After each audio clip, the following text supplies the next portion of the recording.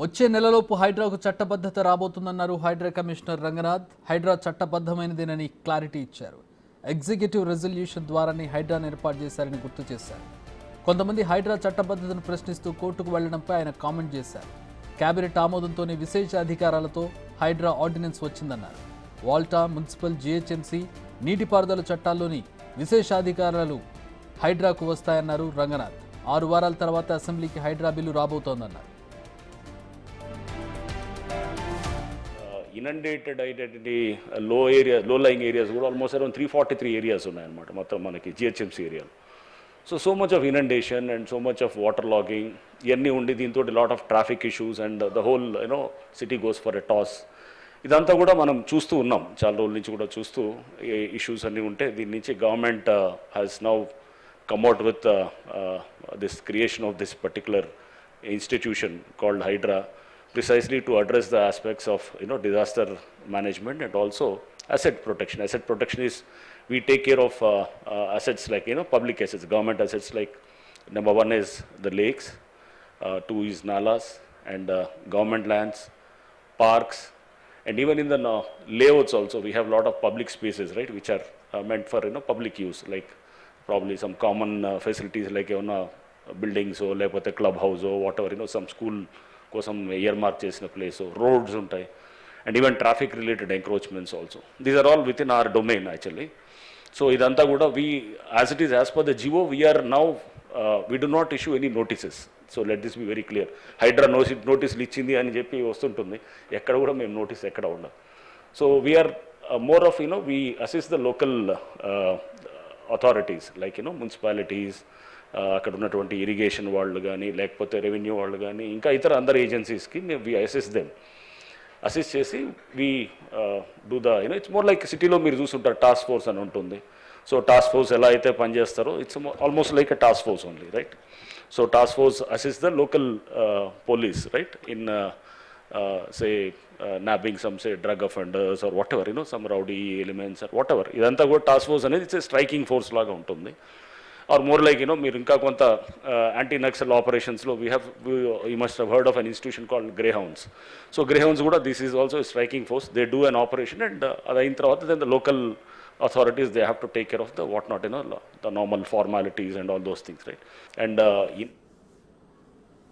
Right, హైడ్రాకి సంబంధించి చాలా కీలకమైన విషయాలు తెలియజేశారు రంగనాథ్. మా ప్రతినిధి రాంప్రసాద్ జాయిన్ అవుతున్నారు. రాంప్రసాద్, చాలామంది ఇప్పటి వరకు కూడా అంటే దానికి ఒక చట్టబద్ధత లేదు, హైడ్రా అనే ఒక సంస్థను ఏర్పాటు చేసి ఈ విధంగా చేస్తున్నారని ప్రతిపక్షాల నుంచి అనేక విమర్శలు వచ్చాయి. ఈవెన్ ఎవరైతే వీటిలో నష్టపోయారో, ఆక్రమణలను కూల్చివేసిన ఆక్రమణదారులు ఎవరైతే ఉన్నారో వాళ్ళు కూడా అలిగేషన్స్ చేశారు. హైడ్రా అనే ఒక సంస్థను ఏర్పాటు చేసి బ్లాక్మెయిల్ చేస్తున్నారనే తీవ్రమైన ఆరోపణలు చేశారు. వాటన్నిటికీ రంగనాథ్ సమాధానం చెప్పారు. గ్రేహౌండ్స్ ఎలాగో, టాస్క్ ఫోర్స్ ఎలాగో, హైడ్రా కూడా అలాగే అని చెప్పి.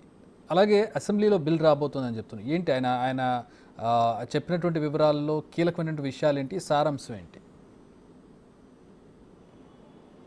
ఎస్ చక్రి, మనం చూస్తున్నాం గత 2 నెలలుగా హైదరాబాద్లోని ఓఆర్ఆర్ పరిధిలో ఉన్నటువంటి చెరువులు కానీ, కుంటలు కానీ, నాలాలు, వీటన్నిటిపైన అక్రమ నిర్మాణాలు అయితే ఎక్కడ చేశారు. ముఖ్యంగా ఇటు ఎఫ్టీఎల్ కానీ బఫర్ జోన్లలో ఉన్నటువంటి నిర్మాణాలను, భారీ నిర్మాణాలను, కోట్లాది రూపాయల విలువ చేసేటువంటి భవనాలను కూడా ఎలాంటి రికమెండేషన్స్ కానీ, ఎలాంటి ఒత్తిళ్లు కానీ తలగకుండా అయితే హైడ్రా కూల్చుకుంటూ వెళ్తుంది. దీన్ని చూసినటువంటి చాలామంది, అంటే మనం చూస్తున్నాం ఇప్పటికే విమర్శలు చేసిన వాళ్ళలో ప్రధానంగా ఎవరైతే ఆక్రమించిన వాళ్ళే కానీ, అదేవిధంగా కొన్ని ప్రతిపక్ష పార్టీలు కూడా విమర్శలు చేస్తున్నాయి. దీనికి సంబంధించి అయితే హైడ్రా కమిషనర్ ఏవి రంగనాథ్ కొంత సమాచారాన్ని అయితే తెలపడం జరిగింది.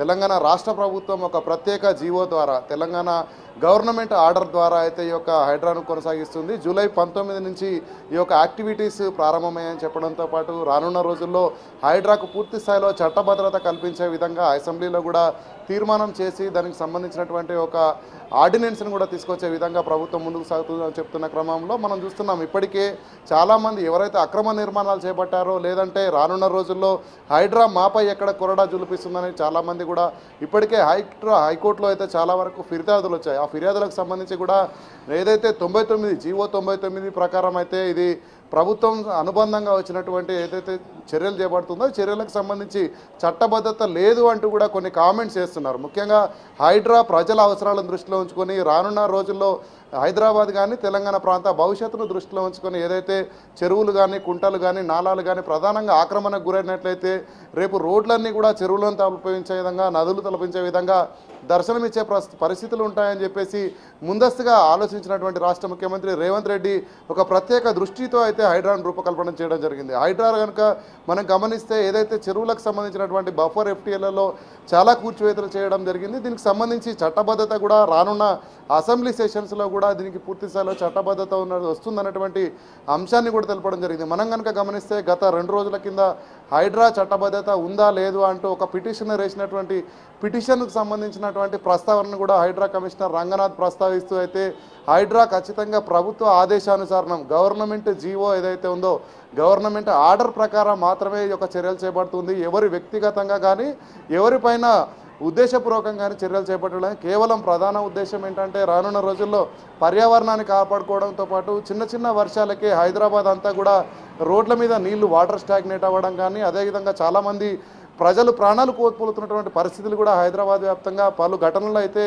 ఎదురైన నేపథ్యంలో ముఖ్యంగా మనం చూస్తున్నాం రాష్ట్ర ముఖ్యమంత్రి కూడా అధికారంలోకి వచ్చిన వెంటనే ఏదైతే 10 ఏళ్ల బీఆర్ఎస్ పరిపాలనలో చాలా వరకు చెరువు కానీ కుంటలు కానీ ఆక్రమణకు గురయ్యాయని చెప్పేసి ఒక స్పష్టతకు వచ్చిన అనంతరమే హైడ్రాకు రూపకల్పన చేయడం జరిగింది. దీనికి సంబంధించి హైడ్రా రానున్న రోజుల్లో మరింత బలోపేతం అయ్యే దిశగా అయితే రాష్ట్ర ప్రభుత్వం ఇప్పటికే 200 కోట్ల రూపాయల బడ్జెట్ను కేటాయించడంతో పాటు 50 కోట్ల నిధులను కూడా కేటాయించడం జరిగింది. అంతేకాకుండా ఇటు హైడ్రాకు సంబంధించి గతంలో జిహెచ్ఎంసీకి అనుబంధంగా అయితే హైడ్రా పనిచేసింది. అంటే మనం చూస్తే జిహెచ్ఎంసీలో ఉన్నటువంటి ఈవీడీఎం విభాగాన్ని హైడ్రాగా రూపకల్పన చేయడం జరిగింది. దాంట్లో ఉన్నటువంటి డిజాస్టర్ రెస్పాన్స్ ఏదైతే ఉందో విపత్తులు ముఖ్యంగా ప్రకృతి ద్వారా వచ్చేటువంటి విపత్తులు అది ఎలాంటి విపత్తు అయినా కానీ వర్షం ద్వారా ఏర్పడినటువంటి కాలువలు నీళ్లు వెళ్ళక ఎక్కడ చెరువులలో నీళ్లు వెళ్ళే పరిస్థితి లేకుండా ఉన్నటువంటి సమస్యలను గుర్తించడంతో పాటు అక్కడ ఏదైనా ఇల్లీగల్ కన్స్ట్రక్షన్ ఉంటే కూల్చడం తదితర అంశాలన్నిటి కూడా హైడ్రా పరిధిలోకి వస్తాయని చెప్తూనే ప్రభుత్వ ఆస్తుల పరిరక్షణ ప్రధానంగా మనం చూస్తున్నాం. హైదరాబాద్ వ్యాప్తంగా మనం గమనిస్తే ప్రభుత్వానికి సంబంధించినటువంటి ఆస్తులు ఏదైనా ప్రైవేట్ లేఅవుట్లు వేసినప్పటికీ కూడా లేఅవుట్లలో ప్రభుత్వానికి వచ్చేటువంటి వాటా ఆస్తి అది జిహెచ్ఎంసీకి కానీ లేదంటే మున్సిపాలిటీ కానీ కార్పొరేషన్ కానీ ఎవరికి కేటాయించినప్పటికీ కూడా ఆ యొక్క స్థలాలను పరిరక్షించుకోవడం అంటే ఆక్రమణకు గురవ్వకుండా చూడడమే హైడ్రా బాధ్యత అంటూ చెప్తున్నారు. దీనికి సంబంధించి రాష్ట్రంలో ఏదైతే ప్రస్తుతం హైదరాబాద్ ఓఆర్ఆర్ పరిధిలో ఉన్నటువంటి ఇటు జిహెచ్ఎంసీ కానీ అదేవిధంగా ఇక్కడ మనం గమనిస్తే మున్సిపాలిటీలు కానీ అంతేకాకుండా కార్పొరేషన్లు కానీ ఇరిగేషన్ శాఖకు సంబంధించినటువంటి చెరువులు నాలాలు ఇవన్నీ కూడా ఈ సంబంధిత శాఖలన్నింటినీ కూడా సమన్వయం చేసుకుంటూ వాటన్నిటిపైన కూడా ఏదైతే వాటికి సంబంధించినటువంటి ఆస్తులను పరిరక్షణ లక్ష్యంగా హైడ్రా ఒక ప్రత్యేక బాడీగా స్వయం ప్రతిపత్తి గల సంస్థగా అయితే ముందుకు సాగుతుందని చెప్తున్నారు. ముఖ్యంగా మనం ఇప్పటికే కనుక గమనిస్తే పోలీస్ శాఖలో కూడా ఇటు గ్రే హౌండ్స్ కానీ తదితర శాఖలు టాస్క్ ఫోర్స్ ఏ విధంగా ప్రత్యేకంగా పనిచేస్తున్నాయో ఇప్పుడు ఉన్నటువంటి జిహెచ్ఎంసీ కానీ అదేవిధంగా రెవెన్యూతో పాటు ఇరిగేషన్ అంతేకాకుండా మున్సిపాలిటీలు కార్పొరేషన్ల పైన జరుగుతున్నటువంటి ఏదైతే చెరువులు కుంటలు నాలాల ఆక్రమణలకు సంబంధించి అయితే హైడ్రా రానున్న రోజుల్లో ఉక్కుపాదం మోపనుంది. దానికి సంబంధించి ప్రభుత్వం కూడా చాలా సుముఖంగా ఉంది.